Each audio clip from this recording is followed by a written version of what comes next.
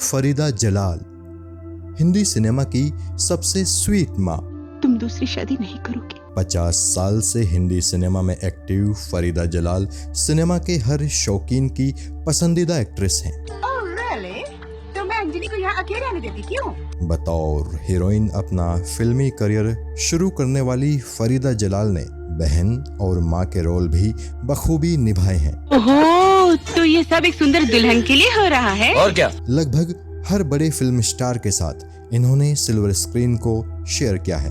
कई बड़े और नामी प्रोड्यूसर्स, डायरेक्टर्स इन पर आंख मूंद कर भरोसा करते हैं। फिल्में हो या छोटा पर्दा, इन्होंने हर जगह अपने टैलेंट का डंका बजाया है। किस्सा टीवी लेकर आया है the one and only Farida Jalal की बायोग्राफी। फरीदा जलाल के फिल्मों में आने से लेकर उनके फिल्मी सफर और उनकी निजी जिंदगी तक आज बहुत कुछ हम इनके बारे में जानेंगे। जंगली सुअर की तरह रास्ता रोके काहे खड़ा हो गया? अरे हट। फरीदा जलाल का जन्म 14 मार्च 1949 को दिल्ली में हुआ था। ये महज 2 साल की थी जब इनके माता पिता का तलाक हो गया और इनकी व इनके भाई की कस्टडी के लिए इनके माता पिता कोर्ट तक में पहुंच गए।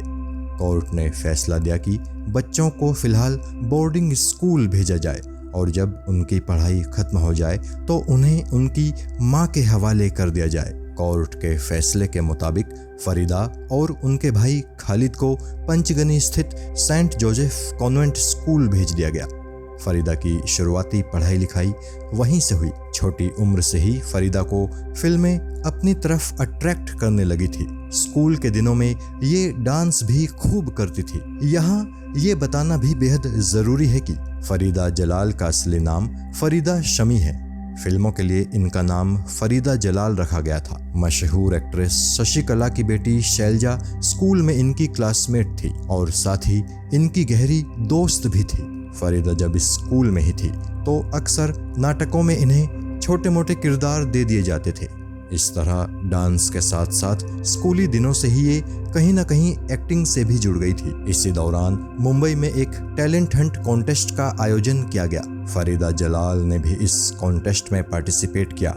इसी कॉन्टेस्ट में राजेश खन्ना, विनोद मेहरा और सुभाष घई जैसे लोगों ने भी हिस्सा लिया था, जो उस जमाने में फिल्म इंडस्ट्री में एकदम नए थे। फरीदा ने कभी भी एक्टिंग की कोई फॉर्मल ट्रेनिंग नहीं ली थी, लेकिन फिर भी वो इस टैलेंट कॉन्टेस्ट की फीमेल विनर थी, जबकि राजेश खन्ना मेल विनर थे। उस टैलेंट हंट के बारे में एक इंटरव्यू में बात करते हुए फरीदा जलाल ने कहा था कि फिल्म इंडस्ट्री के 12 नामी डायरेक्टर्स उस टैलेंट हंट के जज थे। जब फरीदा को इंटरव्यू के लिए उन 12 जजों के पैनल के सामने बिठाया गया तो वो काफी नर्वस थी। जजों के पैनल ने फरीदा से पूछा कि क्या तुमने कभी किसी नाटक में काम किया है? फरीदा ने जवाब दिया, हाँ, मैंने अली बाबा 40 चोर नाटक में काम किया था। फरीदा का ये जवाब सुनकर जजों का पैनल काफी खुश हुआ। जजों ने फरीदा से पूछा कि क्या तुमने अली बाबा 40 चोर में मर्जिना का रोल निभाया था? फरीदा ने बताया कि उन्होंने मर्जिना का रोल नहीं किया था, बल्कि वो तो 40 चोरों में से एक बनी थी। फरीदा के इस जवाब पर पैनल के सभी 12 जज ठहाके मारकर जोर जोर से हंस पड़े। जजों को फरीदा की मासूमियत बेहद पसंद आई थी। तेरी वो जो बहन है ना, उसे ये पहना के अर्जुन के सामने कर दे।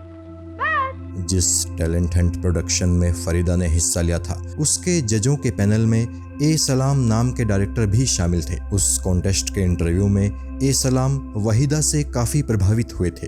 ए सलाम ने फरीदा को अपनी फिल्म तकदीर के लिए साइन कर लिया। राजश्री बैनर तले बन रही इस फिल्म की खासियत थी कि इससे कई उन सितारों ने अपने करियर की शुरुआत की थी जो आगे चलकर फिल्म इंडस्ट्री में बड़ा नाम बने। ये केवल फरीदा जलाल की ही पहली फिल्म नहीं थी, बल्कि दिग्गज बॉलीवुड कॉमेडियन दिनेश हिंगू की भी ये पहली ही फिल्म थी। हालांकि इस फिल्म में दिनेश हिंगू कॉमेडियन नहीं, विलेन बने थे। नामी डायरेक्टर सुभाष घई भी पहली दफा इसी फिल्म में एक्टिंग करते नजर आए थे।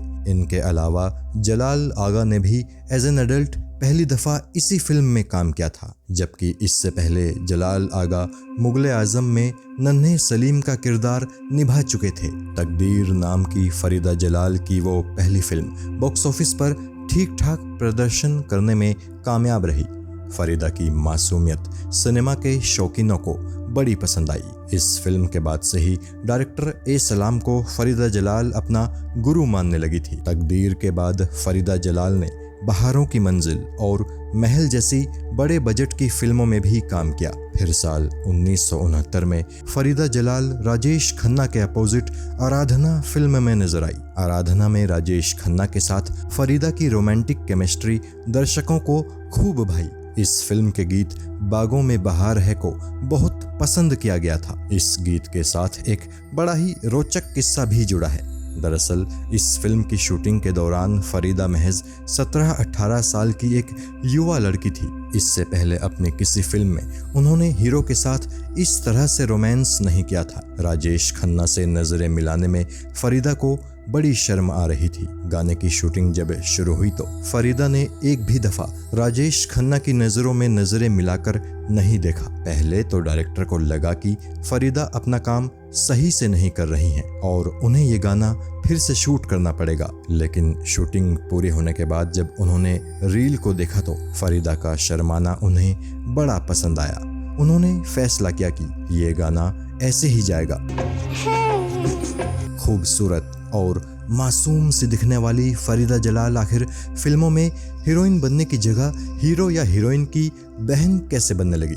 ये सवाल आपके जहन में भी कभी ना कभी उठा ही होगा। तो चलिए आज इस सवाल का जवाब भी जान लेते हैं। हुआ कुछ यूं था कि आराधना के बाद फरीदा की अगली फिल्म थी पुरस्कार, जो कि एक एक्शन फिल्म थी। फिल्म में फरीदा लीड हीरोइन थी और उनके हीरो थे जॉय मुखर्जी, जो उस समय फिल्म इंडस्ट्री का बड़ा नाम थे। मगर ये फिल्म फ्लॉप हो गई। इसके बाद आई फिल्म नया रास्ता में फरीदा जलाल के रोल को कुछ खास नोटिस नहीं किया गया।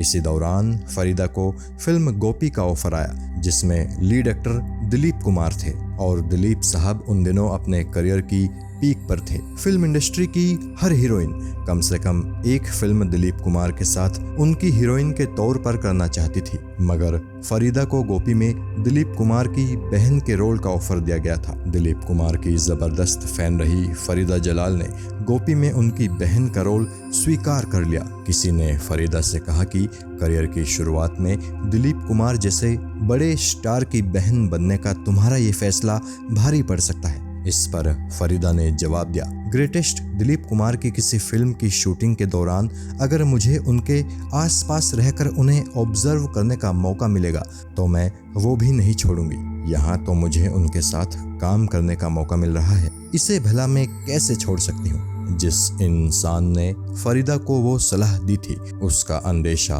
सही साबित हुआ। फरीदा के पास फिल्मों में हीरो की बहन बनने के रोल्स ही आने लगे। 1971 में रिलीज हुई फिल्म पारस में फरीदा जलाल ने संजीव कुमार साहब की बहन का रोल निभाया था और इस रोल के लिए फरीदा को उनका पहला फिल्म फेयर अवार्ड दिया गया था। ये अवार्ड था film fair best supporting actress. Dilip Kumar की बहन बनने के अपने फैसले पर फरीदा को कभी मलाल नहीं रहा। उल्टे वो कहती हैं कि उनका वो फैसला एकदम सही था, क्योंकि इससे फिल्म में उनके पास हीरोइन से ज्यादा काम होता था। हीरोइन फिल्म में केवल गाने गाते रह जाती है और उनके पास फिल्म के एक से बढ़कर एक ड्रामेटिक सीन्स आ जाते थे। फरीदा की ये बातें उस वक्त और भी ज्यादा सही साबित हुई जब फिल्म मजबूर में ये अमिताभ बच्चन की बहन बनी और फिल्म में इनकी शानदार एक्टिंग के लिए इन्हें इनके करियर का दूसरा film fair best supporting actress का अवार्ड मिला। देख सकता हूँ मैं कुछ भी होते हुए। 70 के दशक के आखिरी सालों में जब बॉलीवुड में मल्टी स्टारर फिल्में ज्यादा बनाई जाने लगी तो फरीदा जलाल जैसी कैरेक्टर आर्टिस्ट के लिए ये एक तगड़ी चुनौती बन गई। फरीदा ने इस दौरान अमर प्रेम, बुनियाद, रिवाज, प्यार की कहानी और हीरा जैसी फिल्मों में काम किया, लेकिन इनमें से किसी भी फिल्म में इनका रोल बहुत ज्यादा मजबूत नहीं था। हालांकि ऋषि कपूर की डेब्यू फिल्म बॉबी में ज़रूर इनका किरदार चैलेंजिंग था, लेकिन इससे भी फरीदा को कोई खास फायदा नहीं मिल पाया था। धीरे धीरे फरीदा को फिल्मों में काम मिलना बंद होने लगा। जिन फिल्मों के ऑफर्स फरीदा को मिल भी रहे थे वो उतने खास नहीं थे कि फरीदा उन्हें साइन कर सकें। लेकिन फिर साल 1974 में आई फिल्म जीवन रेखा।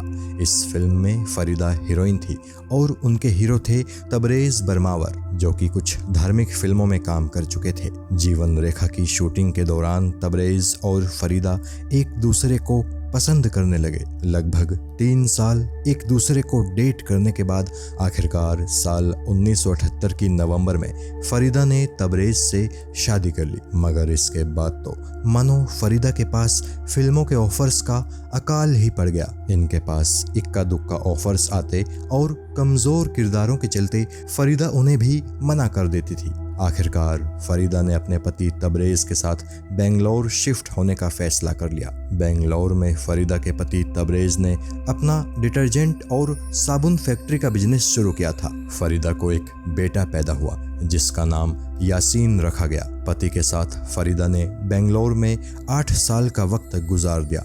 हालांकि इस वक्त तक फरीदा फिल्मों में तो नहीं लेकिन टीवी पर ज़रूर काम करने लगी थी। दरअसल उस दौर में बनने वाले घर जमाई और सारा जहां हमारा नाम के टीवी शोज़ की शूटिंग बेंगलोर में ही हुई थी। फिल्म नगरी मुंबई में जब ये खबर पहुंची कि फरीदा फिर से एक्टिंग करने लगी हैं तो उनके पास फिर से फिल्मों के ऑफर्स आने लगे। फिर एक दिन प्रोड्यूसर SS ओबेरॉय अचानक ही बेंगलोर में फरीदा के घर पहुंच गए और उन्होंने फरीदा को अपने शो देख भाई देख में काम करने का ऑफर दिया। फरीदा को ये रोल कुछ अलग लग रहा था। उन्होंने अपने पति से इस बारे में बात की। आखिरकार फरीदा देख भाई देख शो में काम करने मुंबई आ गई। अरे मकान लेने के लिए इतना कह दिया कि पत्नी है तो क्या हुआ? देख भाई देख शो को काफी पसंद किया गया। शो का हर किरदार दर्शकों के दिलों में उतर गया। फरीदा को भी इस शो में दर्शकों ने बेहद पसंद किया। कुछ लोगों को लगने लगा कि फरीदा अब फिल्मों में भी वापसी कर लेंगी, मगर हकीकत ये थी कि फरीदा का ऐसा कोई भी इरादा नहीं था और अगर राज कपूर साहब ना होते तो फरीदा जलाल शायद कभी फिल्मों में वापसी करती भी नहीं।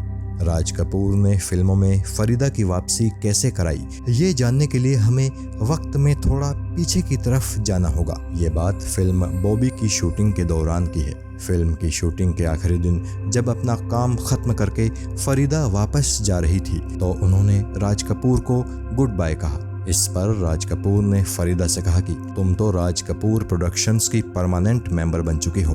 हम जो भी फिल्म बनाएंगे तुम उसका हिस्सा ज़रूर बनोगे, इसलिए तुम्हारी हमारी कोई गुड बाय नहीं होगी। फिर राज कपूर साहब ने जब अपने ड्रीम प्रोजेक्ट हिना पर काम करना शुरू किया तो उन्होंने फरीदा के भाई खालिद के पास मैसेज भिजवाया कि फरीदा जल्द से जल्द राज कपूर से मिले। चूंकि फरीदा उन दिनों मुंबई में ही थी तो वो फौरन जाकर राज कपूर से मिली। राज कपूर ने उन्हें हिना फिल्म की कहानी सुनाई और उनके रोल के बारे में उन्हें बताया। फरीदा को अपना रोल पसंद आया। फरीदा ने ये सोचकर राज कपूर का ऑफर स्वीकार कर लिया कि हिना उनके करियर की आखिरी फिल्म होगी और इसके बाद वो सिर्फ और सिर्फ अपनी फैमिली पर ध्यान देंगी। हिना रिलीज हुई और बड़ी हिट साबित हुई। फरीदा जलाल की एक्टिंग ने भी लोगों का दिल जीत लिया। हिना सफल हुई तो कपूर खानदान ने हिना की सफलता का जश्न मनाने के लिए ताज होटल में एक पार्टी रखी। उस पार्टी में फिल्म इंडस्ट्री की बड़ी बड़ी हस्तियां शिरकत करने पहुंची थी। इनमें ज्यादातर वो लोग थे जो फरीदा जलाल से मिलने और उन्हें अपनी अगली फिल्म में लेने की उम्मीद से गए थे। दरअसल यही वो वक्त था जब फरीदा जलाल फिल्मों में हीरोइन या बहन के रोल से हटकर माँ या दादी के रोल में फिट होने लगी थी। कहना चाहिए कि हिना फिल्म के बाद से ही फरीदा जलाल की दूसरी पारी शुरू हुई थी। अरे दर्द मत कहिए, दुआ दीजिए, दुआ। 90 का दशक वो दशक था जब फरीदा जलाल फिल्मों में माँ या दादी के रोल ही निभाने लगी। इस दौरान इन्होंने एक से बढ़कर एक सुपरहिट फिल्मों में काम किया। गर्दिश, लाडला, क्रांतिवीर, DDLJ, राजा हिंदुस्तानी, जुदाई, जिद्दी, दिल तो पागल है, कुछ कुछ होता है, सोल्जर, कहो ना प्यार है और क्या कहना, ये कुछ वो फिल्में हैं जो इनकी सेकंड इनिंग की माइलस्टोन फिल्में मानी जाती हैं। आखिरी दफ़ा फरीदा जलाल नजर आई थी फिल्म लाइन्स में। इस फिल्म में इन्होंने दादी माँ का रोल निभाया था। और केवल फिल्में ही नहीं, फरीदा जलाल ने टीवी पर भी खूब काम किया है। टीवी पर भी ये सालों से एक्टिव रही हैं। द ग्रेट मराठा, जुनून, शरारत, बालिका वधू, ये कुछ वो टीवी सीरियल्स हैं जिनमें फरीदा जलाल जी ने दमदार अभिनय किया। खास तौर पर शरारत में इनकी कॉमेडी बेहद पसंद की गई थी। यशराज फिल्म्स की शॉर्ट फिल्म लव शॉट्स में भी ये कुलभूषण खरबंदा के अपोजिट नजर आई थी। इसके अलावा मेहरम और परछाई नाम की वेब सीरीज में भी इन्होंने काम किया है। फरीदा की उम्र अब 74 साल हो चुकी है। उम्र के इस पड़ाव पर अब वो बेहद कम एक्टिंग प्रोजेक्ट्स में काम कर रही हैं, लेकिन लोगों के बीच फरीदा जलाल का चार्म आज भी बरकरार है। हीरोइन के तौर पर अपना फिल्मी सफ़र शुरू करने वाली फरीदा जलाल माँ, बहन और दादी के किरदारों में भारतीय सिने प्रेमियों के दिलों में गहराई तक उतर गई हैं। सिनेमा के शौकीन फरीदा जलाल को बेहद प्यार करते हैं और उन्हें हमेशा फिल्मों में देखते रहना चाहते हैं। किस्सा टीवी ईश्वर से प्रार्थना करता है कि फरीदा जलाल हमेशा सेहतमंद रहें और बीच बीच में अपनी एक्टिंग से दर्शकों का मनोरंजन करती रहें। फिल्म इंडस्ट्री में फरीदा जलाल के योगदान के लिए किस्सा टीवी उन्हें सैल्यूट करता है। जय हिंद।